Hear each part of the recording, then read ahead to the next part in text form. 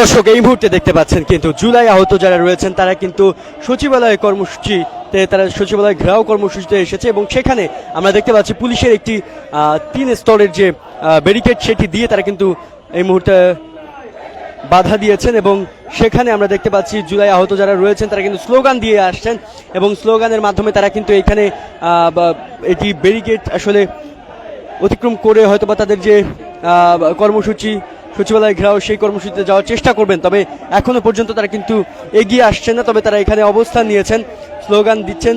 তবে এখানে পুলিশ আমরা দেখতে পাচ্ছি তার বিপরীতে ঠিক পুলিশ অবস্থান নিয়েছেন এবং সেখানে আমরা দেখতে পাচ্ছি 3 স্তরের একটি ব্যারিকেড। আপনারা যদি দেখেন 3 স্তরের কিন্তু একটি ব্যারিকেড রয়েছে পুলিশের এবং পুলিশের বাধার মুখে কিন্তু এই মুহূর্তে যে সচিবালয় ঘেরাও কর্মসূচি সেটি কিন্তু বাধাপ্রাপ্ত হলো। পুলিশের বাধার সামনে তারা কিন্তু এই মুহূর্তে অপেক্ষমান, এই মুহূর্তে কিন্তু অবস্থান নিয়ে অপেক্ষমান রয়েছেন এবং তারা কিন্তু ওখানে কথা বলছেন এবং বেশ কিছুদিন যাবৎ তারা কিন্তু এই জুলাই আহত যারা রয়েছেন তাদের একটি সনদ তারা কিন্তু চাইছিলেন এবং পাশাপাশি তারা কিন্তু যে বিষয়টি বলছেন তারা বারবার সনদ চাওয়ার পরেও কিন্তু তাদেরকে এই সনদ নিয়ে তালবাহানা এবং জুলাই স্বীকৃতি নিয়ে তালবাহানার কথা বলছিলেন।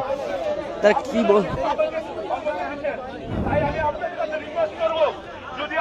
আমার মধ্যে আপনাদের আস্থা থাকে, আপনারা যদি মনে করেন যে মুকুল ভাই আমাদের আহত যোদ্ধা, আমাদেরকে নিয়ে সে ভাবে, তাহলে আমি আপনাদের কাছে অনুরোধ করব আপনারা কোনোভাবে কোনো উস্কানিতে পা দিবেন না। কেউ যদি কোন রকম কথা বলে আপনি সেটা সংযত হন, তাকে বোঝানোর চেষ্টা করেন, কারণ আপনি এখানে আসছেন, আপনি জুলাই 24-এর দেশপ্রেমিক যোদ্ধা, কারণ আপনি 10 মাস অপেক্ষা করেছেন কিন্তু আপনি দাবির জন্য রাস্তায় নামেন নাই। অনেকে কিন্তু ভাই সামান্য সকাল বিকাল রাস্তাঘাট বন্ধ করে অবরোধ করেছে। আমরা কোনো রাস্তাঘাট বন্ধ করতে চাই না। আমাদের সরকার, আমাদের সরকার, এই দেশ আমাদের দেশ, এই দেশের একটা অনিষ্ট হবে এটা আমাদের প্রতি। আমরা দেশকে আমাদের জীবন দিয়ে ভালোবেসেছি, জীবনকে বুকের সামনে গুলির সামনে আমরা বুকে রেখেছি, তার প্রমাণ আজকে আপনাদের এখানে করে দেখাবে।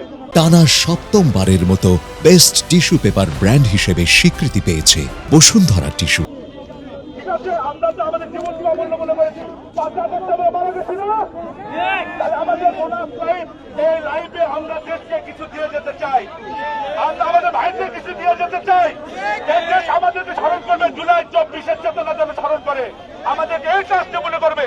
আমরা আপনাদেরকে অনুরোধ করবো, প্লিজ আপনারা আমার কথা শুনবেন, আপনারা ধৈর্য থাকবেন। আমাদের আশা ইনশাল্লাহ আমাদের গভর্নমেন্ট আমাদের কথা শুনবে, ইনশাল্লাহ আপনাদের জন্য ভালো কিছু এনে দিতে পারবো আশাবাদ। হয়তো আপনাদের মনের মধ্যে প্রশ্ন আসতে পারে যে 10 মাস হয়ে গেছে এখনো কেন তালিকায় আসতে পারেনি।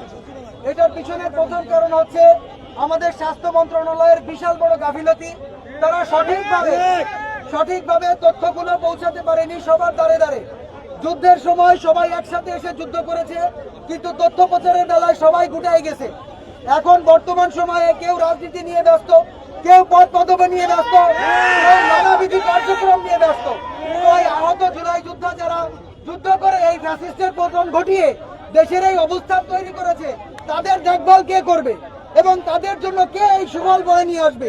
যে কারণে আজকে আমাদেরকে মাঠে নামতে হয়েছে। আমরা আমাদের সুষ্ঠু দাবি নিয়ে এসেছি, আমরা সচিবালয়ে যাব এবং আমাদের এই দাবি পূরণ করতে হবে। এই প্রত্যেকটা দাবি আমাদের ন্যায্য দাবি।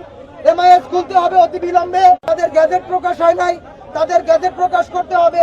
স্বাস্থ্যসেবা নিশ্চিত করতে হবে। হাসপাতালগুলোতে অবস্থা খুবই খারাপ, পিজি হাসপাতাল, নিগর হাসপাতাল, চক্ষু বিজ্ঞান, যেখানেই যাবেন দেখবেন স্বাস্থ্যের কোনো উন্নতি নেই এবং কেউ কোনোভাবে সুশৃঙ্খল ভাবে হাসপাতালে থাকতে পারছে না। আপনারা কিছুদিন আগেই জানেন 4 জন আহত ব্যক্তি যাদের চোখ নষ্ট হয়ে গেছে, তারা কিন্তু বিষ পান করতে বাধ্য হয়েছে। কেন বাধ্য হয়েছে? কেননা তারা তাদের লাইফ নিয়ে ডিপ্রেস হয়ে গেছে, যে তাদের কোনো সুফল পাচ্ছে না তারা।